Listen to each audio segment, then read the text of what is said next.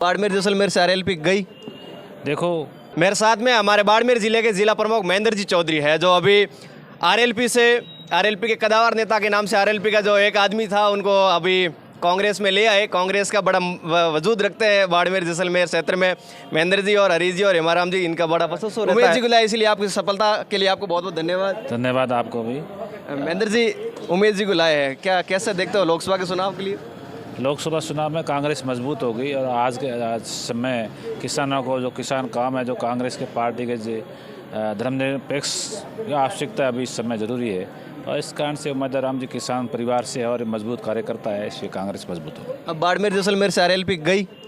देखो, पार्टी आती रहती है और जाती रहती है व्यक्ति है, लेकिन जो एक किसान हित का एक तरफ से सभी को साथ में लेकर चलने वाली है, वो समूह के रूप में सब इकट्ठे होकर के कांग्रेस को मजबूत करने में लगे हुए हैं। और उमेदवार राम जी भी उसमें में, और उमेदवार राम जी के साथ में रहने वाला कार्यकर्ता और उमेदवार राम जी की इच्छा थी कि हम लोग कांग्रेस ज्वाइन करें, और कांग्रेस सबसे सहमति से पूरे जिले सहमति से। पहले ये विचार किस कहते गए उम्मीदवार राम जी को लिया है अपने पार्टी में, ताकि क्या है कि पार्टी की काफ़ी आसान हो जाए? ये एक नहीं, कई कार्यकर्ताओं के माध्यम से धीरे धीरे कर आए। इसमें हमारे सीनियर लीडर हरीश चौधरी जी ने अगुवाई करके इनको ज्वाइन करवाई।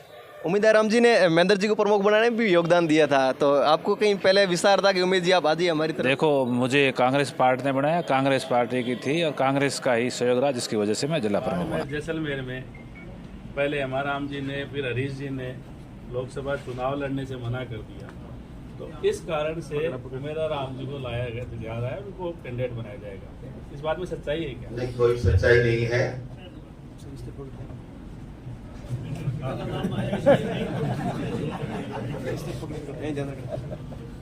लोकसभा चुनाव लड़ने की मना की बात नहीं, विधानसभा के चुनाव में चुनाव खूब लड़ रही है, मैंने 8 चुनाव लड़ी विधानसभा, इसलिए मैंने कहा दूसरे लोगों को मौका दिया था, इसलिए आज से मैंने स्वयं चुनाव नहीं लड़ने का फैसला किया और दूसरों को मौका दे रही। ऐसा नहीं है कि मैं चुनाव मैंने 8 लड़े, 6 जीते 2 हारे। हार से डरते नहीं, जीत भी होती रहती, जीत भी चुनाव लड़ते तो जीतते, पर अपना लड़ना ही नहीं था। और अभी इस चुनाव में लड़ने की जहाँ तक बात आप कह रहे हो, तो मना करने की कोई बात नहीं ना हरीश जी ने, कोई हमने उम्मीदवार राम जी को तो पार्टी ने ज्वाइन नहीं दिया। चुनाव कौन लड़ेगा ये तो पार्टी नेतृत्व तय करेगा, ये आज थोड़ी तय हो रहा। राम जी, आपका ये कहना लोकसभा से एक भी सीट नहीं आई है कांग्रेस की, आप जैसे वरिष्ठ नेता दूरी बनाएंगे, हरीश चौधरी जैसे वरिष्ठ नेता दूरी बनाएंगे, तो कैसे कांग्रेस? आपको क्या पता चला आज कोई टिकट पटरी है क्या? मेरे भाई एडवांस मत चलो, देश के हालात खराब हैं, उसमें अगर मीडिया सच्चाई का साथ नहीं देगा तो कौन देगा आप बताओ। इसलिए आपसे आग्रह है कि आज ये टिकट वितरण समारोह नहीं है, ये अपनी मन से देश की वर्तमान परिस्थितियों को देखते हुए कांग्रेस पार्टी को मजबूत करने के लिए इन्होंने ज्वाइन किया है, कोई टिकट के लिए ज्वाइन नहीं किया। टिकट एक प्रक्रिया है और प्रक्रिया के तहत पार्टी आलाकमान तय करता है, वो अलग बात है। तो डोटासरा जी, पहले कांग्रेस कमजोर थी क्या? पत्रकार महोदय, प्रदेश कांग्रेस कमेटी, स्क्रीनिंग कमेटी और अखिल भारतीय कांग्रेस कमेटी के सामने मेरा बिल्कुल साफ स्टैंड था। इसमें बाड़मेर जैसलमेर ही नहीं, किसी भी सीट से अगर पार्टी मुझे प्रत्याशी बनाएगी तो मैं चुनाव लड़ूंगा, ये मेरा स्टैंड था, आज भी स्टैंड है।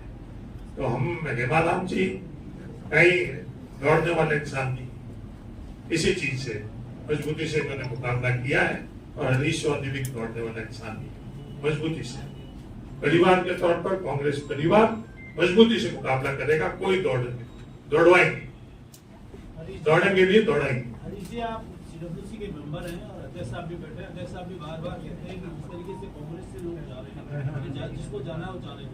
आप परिवार के मुखिया हैं, ईडी इनकम टैक्स की अगर मैं दिखा करके आप क्यों नहीं प्रोटेक्ट कर पा रहे, क्यों लोगों का कॉन्फिडेंस नहीं बना पा रहे कि वो लोग रुके जो पहले से कांग्रेस से जुड़े हुए हैं?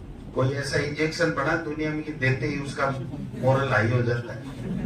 तो जिसका मोरल डाउन हो जाए, डर जाए, वो डर जाए, वो मर जाए, वो जाए चाहे रहे, कोई फर्क नहीं पड़ता। जी, आप पर जब जिंदा जो होता है ना, कांग्रेस एकजुट हुई थी, जब कांग्रेस के नेताओं पर कार्रवाई हो रही है तो कांग्रेस खड़ी क्यों नहीं हो?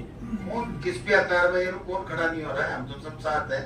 आप पे कार्रवाई हो तो भी हम तो साथ रहेंगे। हम तो प्रजातंत्र को बचा रहे भाई, सबके साथ है। इसका मतलब ये साफ हो गया अब है तो किरोड़ी जी के साथ जो अन्याय कर रही है ना बीजेपी, उसमें भी विधानसभा में बोला है और बोलेंगे।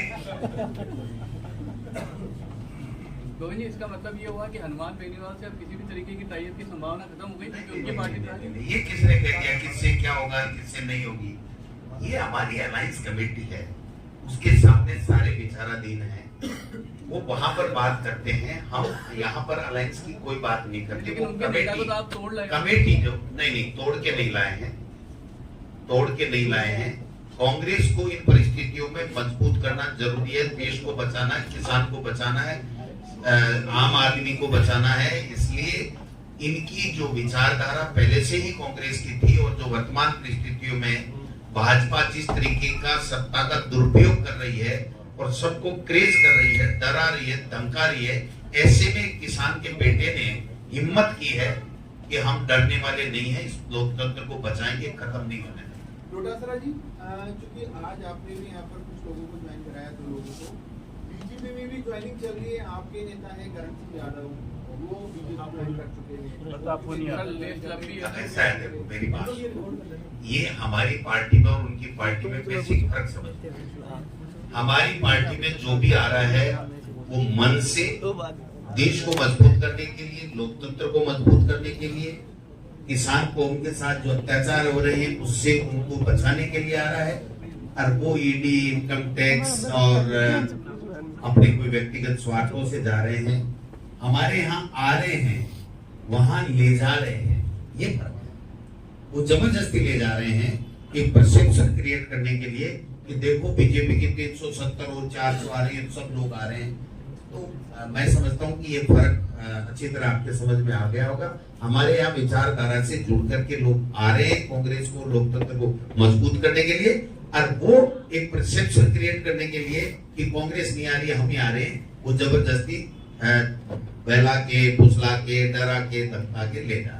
टिकट का पहले एश्योरेंस थोड़ी दिया है दोनों नेताओं को। 3 बजे चुनाव की तारीखों का ऐलान हो रहा है। कांग्रेस के 10 प्रत्याशी हुए, 15 सीटों पर प्रत्याशी किस तरीके से आप प्लानिंग? तो बीजेपी के भी 10 बाकी है, वो प्रक्रिया चल रही है, वो प्रक्रिया पूरी होते नाम आ जाएंगे।